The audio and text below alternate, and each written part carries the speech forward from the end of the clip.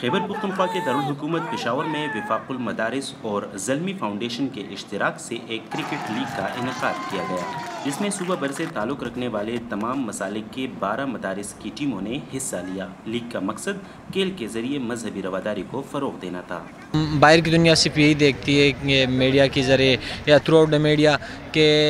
بھائی یہ جو مدرسوں میں پڑھتے ہیں یہ داڑھی والے لوگ، یہ پگڑی والے لوگ، یہ سارے دہشت گرد ہیں۔ ان کے ہاتھ میں بس بندوق ہوتی ہے اور ان کے ہاتھ میں پستول ہوتے ہیں، ان کے ہاتھ میں خنجر ہوتے ہیں اور یہ ویسے گھومتے پھرتے ہیں۔ تو اگر اس طرح کی ایکٹیویٹیز کا موقع انہیں دیا جائے تو باہر کی دنیا کو یہ پتہ چلے گا کہ کھیل کیونکہ امن کا ضامن ثابت ہوتا ہے۔ مدرسہ لیگ کا مقصد مختلف مسالک اور دینی مکتبہ فکر سے تعلق رکھنے والے طلبہ کے درمیان رواداری اور مذہبی ہم آہنگی قائم کرنا تھا۔ اس میں اگر آپ دیکھیں تو مدارس میں مختلف مسلک ہے، جتنے بھی سیکٹس ہیں آپ کے، تو ان سب کو اکٹھا کرنا ہے اور ان سب کو ایک ساتھ پہ ایک جگہ پہ بٹھانا ہے، اور پھر یہ ساری چیزیں دنیا کو دکھانی ہے کہ جو مسکنسیپشن کے بارے میں جا رہا ہوتا ہے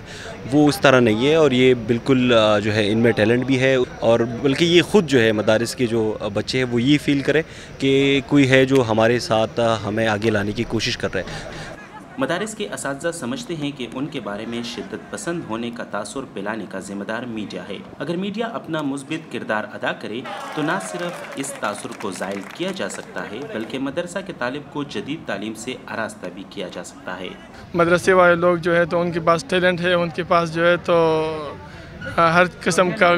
موجود ہے، تجربہ موجود ہے، طاقت موجود ہے، جس سے وہ کھیل بھی سکتے ہیں، کمپیوٹر میں وہ بھی کر سکتے ہیں، سائنس ٹیکنالوجی میں بھی کر سکتے ہیں، کیونکہ ہمارا اپنا مدرسہ جو ہے تو وہ اس میں میٹرک تک تعلیم دی جاتی ہے، ساتھ جو ہے تو 9 سال کا دینی کورس ہے وہ دیا جاتا ہے۔ دنیا بھر میں جہاں مدارس کو دہشت گردی سے منسلک کرنے کا رویہ عام ہے، وہاں پشاور کے مقامی مبصرین کا کہنا ہے کہ مدارس میں زیر تعلیم طلبہ کے لیے صحت مند کھیلوں میں حصہ لینے کی حوصلہ افزائی ایک مثبت پیش رفت ہے۔ عمر فاروق، اردو VOA، پشاور۔